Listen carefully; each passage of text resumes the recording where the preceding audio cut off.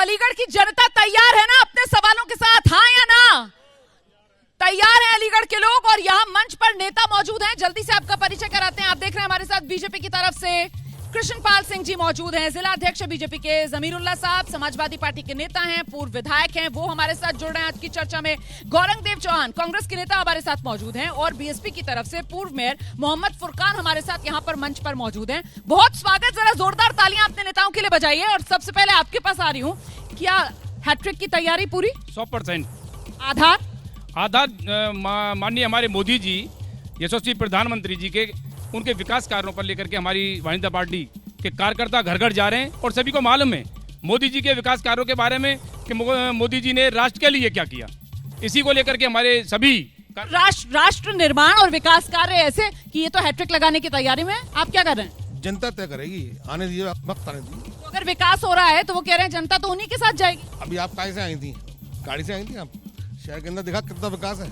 आप बताइए कैसा विकास?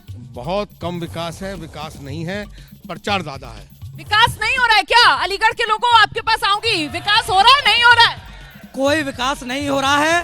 भारतीय जनता पार्टी सिर्फ और सिर्फ विधायकों की खरीद और फरोख्त में लगी हुई है, सरकारें गिरा रही है। जो जन समर्थन जो दिया गया क्षेत्र के लोगों द्वारा उसको खंडित करते हुए उस मंदिर को जो लोकतंत्र कहलाता है उसको खंडित करने का काम कर रही है। लोकतंत्र के मंदिर को खंडित करने का काम क्यों, किस आधार पर ये बात कह रहे हैं? मैं जवाब लगातार दबाव बनाकर, चाहे बात रही हो आपकी, चाहे बात रही हो आपकी बिहार की, चाहे किसी भी राज्य की बात कर लो, वहां धमकाकर अपने जो पपेट है, चाहे वो ईडी हो चाहे सीबीआई, उनका इस्तेमाल कर नेताओं को ब्लैकमेल करने का काम किया। नहीं कृष्णपाल सिंह जी, आप तो कह रहे थे विकास की वजह से लोग आपको वोट देंगे, ये कह रहे हैं कि आप लोग तो विधायकों को डराकर धमकाकर अपने में मिलाने का खेल खेल रहे हो।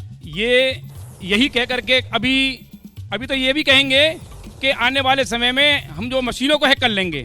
अभी तो ये इसकी कह रहे हैं, विधायकों को डरा रहे हैं। मतलब ईवीएम? ईवीएम को भी हम हैक करेंगे, अभी तो ये कहेंगे ये, क्योंकि अब जितनी नजदीक चुनाव आएगा इतनी ही ये किसी न किसी आरोप प्रत्यारोप लगाएंगे। मैं समझता हूँ हमारे यशस्वी प्रधानमंत्री नरेंद्र मोदी जी द्वारा जो राष्ट्र के हित में, मजदूरों के हित में, किसान के हित में, समाज के हित में जो विकास कार्य किए जा रहे हैं, कोई किसी ने किए होंगे। इतने विकास के कार्य हो रहे हैं, बीएसपी किस तरीके से देख रही है इन दावों को? ऐसा है, ये जितने बैठे हैं सब हमारे दोस्त हैं और मुझे उम्मीद है कि यकीन के साथ इंसाफ की बात करेंगे। देखिए, जहाँ विकास का मसला है, विकास होगा, पब्लिक अपना वोट देगी, लेकिन ये पब्लिक तय करेगी। हमारे आपके कहने से कुछ नहीं होता, शोर मचाने से कुछ नहीं होता। चलिए जनता के बीच में चलते हैं, विकास का काम हो रहा है या नहीं हो रहा है, पहले इसी पर बात हो जाए। हाँ जी, खड़े होइए, किससे सवाल है?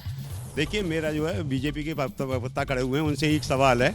ये अपने दिल पे और हक ईमान से गंगा की कसम खा के कहें कि सड़कों पे गाय मरी हुई पड़ी हुई हैं, कुत्ते का काट रहे हैं लोगों को, कुत्ते मरे जा रहे हैं, गड्ढे। तो आपने अलीगढ़ के अंदर एंट्री देखी होगी, इसको कहते हैं, क्या बोलते हैं, महानगर भी है ये, स्मार्ट सिटी भी है ये, स्मार्ट सिटी भी है, महानगर भी है, और गड्ढों की वो लाइन लगी हुई है कि गिर के लोग मर रहे हैं गड्ढों में।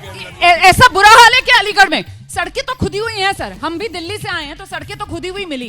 सड़कें खुदी हुई हैं, ये बिल्कुल सही है, लेकिन स्मार्ट सिटी का काम चल रहा है। जब तक हम कोई कार्य करेंगे, सड़कों को खोदेंगे, तभी तो स्मार्ट सिटी का कार्य पूर्ण होगा। कार्य चल रहा है, सड़कें चौड़ाई जा रही हैं, उसके बाद में जो कार्य ये जो कह रहे हैं कि जानवर सड़कों पर मरे हुए मिलते हैं, ये जो कह रहे हैं, हमारे उत्तर प्रदेश के यशस्वी आदरणीय मोदी जी द्वारा हर गाँव में गौशाला खोली जा रही है, लेकिन जो उत्तर प्रदेश में तो योगी जी हैं, मोदी जी बोल दिया। योगी जी बोला है, योगी जी द्वारा उत्तर प्रदेश में हर गांव गौशाला खोली जा रही है, हर गांव। ये झूठे आरोप लगा रहे हैं, 100% झूठे आरोप है। जल्दी से कुछ और सवाल। हाँ जी, लड़ना नहीं है सर, बैठ जाइए, लड़ना नहीं है। मैं अलीगढ़ व्यापार मंडल से एम.ए. खान गांधी। आपने कहा विकास, अगर विकास तो फिर विकास के नाम पर ही तैयारी और वोट मांगे जाने चाहिए, लेकिन फिर ईडी, सीबीआई, राम मंदिर, यूनिफॉर्म सिविल कोड, फिर ये क्यों? फिर विकास के नाम पर ही वोट मांगे जाने चाहिए, विकास के नाम पर ही सरकार बननी चाहिए। विकास नहीं हो रहा, इसीलिए आप कह रहे हैं ईडी की, सीबीआई की, राम मंदिर के मुद्दे क्यों? इन संवैधानिक संस्थाओं पर कब्जा क्यों, नियंत्रण क्यों? आपको ऐसा लग रहा है इन्होंने कब्जा कर लिया? जवाब दीजिए, बीजेपी के नेता से जवाब लेंगे। केंद्रीय एजेंसियों का दुरुपयोग कर रहे हैं आप लोग। कोई भी दुरुपयोग नहीं किया जा रहा है। वास्तविक जो घोटालेबाज हैं, इनके घोटालों के बाद में अगर बात करेंगे, इनके घोटालों को ही ईडी हो इनके समय पर नहीं उजागर किए गए। ये प्रशासनिक व्यवस्था है, जो व्यवस्था है उनको ईडी अपना कार्य कर रही है। ठीक है, गौरांग जी कांग्रेस के नेता हमारे साथ मौजूद है। भाई जो व्यवस्था है उसके हिसाब से केंद्रीय एजेंसियां काम कर रही हैं। कोई गलत करेगा, भ्रष्टाचार करेगा तो जेल जाएगा ना। देश में अदालतें हैं। देखिए, अगर कोई भ्रष्ट है तो उसे जेल में डालना चाहिए, ना कि भाजपा में भेज के वो व्हाइट वॉश हो जाए, क्योंकि धुलाई कर दी है उन्होंने। तो मतलब हेमंत सोरेन को जो हुआ वो सही हुआ ना। फिर हेमंत सोरेन तो जेल में है अभी, मनीष सिसोदिया तो अभी जेल में है, संजय सिंह तो अभी जेल में है। मतलब ये तो सही है ना मामला। पूरे देश के जो भ्रष्ट नेता अगर वो भ्रष्ट हैं तो वो जेल में होने चाहिए, भाजपा में नहीं होने चाहिए। वो भाजपा में जाते हैं। कौन चला गया बीजेपी में? जाते हैं, तमाम नेता चले गए मैडम। एक नेता का नाम ले तो बताएं। इस पूरे, चाहे बात अलीगढ़ की हो चाहे पूरे प्रदेश की, ये बड़ा सवाल है ना कि एक तरफ जब तक साथ में नहीं होते हैं अजीत पवार, तो वहां पर देवेंद्र फडणवीस महाराष्ट्र में क्या कहते हैं, चक्की पीसेंग पीसेंग चक्की पीसेंग, और फिर क्या होता है, वो बीजेपी में आ जाते हैं तो वो पार्क साफ हो गए। उसी वॉशिंग मशीन का जिक्र कर रहे हैं कांग्रेस के नेता। ये बिल्कुल गलत बात है। चाहे वो भाजपा में हो, भाजपा ने कभी भी, हमारे मोदी जी ने कभी ऐसा नहीं सोचा। जो वास्तविक जो घोटालेबाज हैं उनको ही जेल में डाले जा रहा है, और वह जेल में रहेंगे, वो चक्की भी पेशेंगे, चाहे वो किसी में भी हो। ऐसा लेकिन अगर बीजेपी में आ जाते हैं, आरोप तो ये लगता है ना, अगर बीजेपी में आ जाते हैं तो उनके प्रति सॉफ्ट हो जाती है जांच एजेंसियां। सवाल किसका है और सवाल किसका है? किसका क्या सवाल? अभी मैं ये पूछना चाहता हूँ भारतीय जनता पार्टी के लोगों से, हाथरस की बेटी के साथ में जो कांड हुआ था, क्या वो बलात्कार था, वो मर्डर था? रात को जब हिंदू रीति रिवाज से उसको क्या दफनाया गया था या उसका दाह संस्कार किया गया था? उनको क्लीन चिट कैसे मिल गई? किसको क्लीन चिट मिली? किसको क्लीन चिट? हत्यारों को मिली गई है, हत्यारों को मिली गई। नहीं, एक सेकंड, मुझे लगता है इस पर सिंह साहब को क्लैरिफिकेशन देना चाहिए। ये जो बोल रहे हैं ये 100% ये झूठ बोल रहे हैं। सरकार ने अपनी जो योजना थी, जो भी उनकी कानून थी, उसके तहत उनको जेल भिजवाया। यह मसला था कोर्ट का, कोर्ट ने उनको क्लीन चिट दी था, उसकी जिम्मेदारी प्रशासन मतलब शासन नहीं है। यह कोर्ट का मसला था, कोर्ट ने उनको क्लीन चिट दी है, तो अब वो आगे जाएं, अपील करें। जैसे ही घड़ी का काटा दोपहर 2:30 पे आए, बबीता जी का दिल सास बहू साजिश के लिए मचल जाए।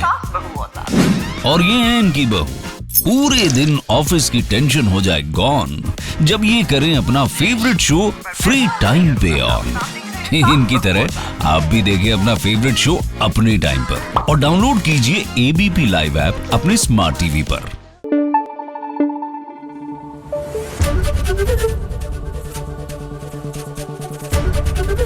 एबीपी न्यूज आपको रखे आगे।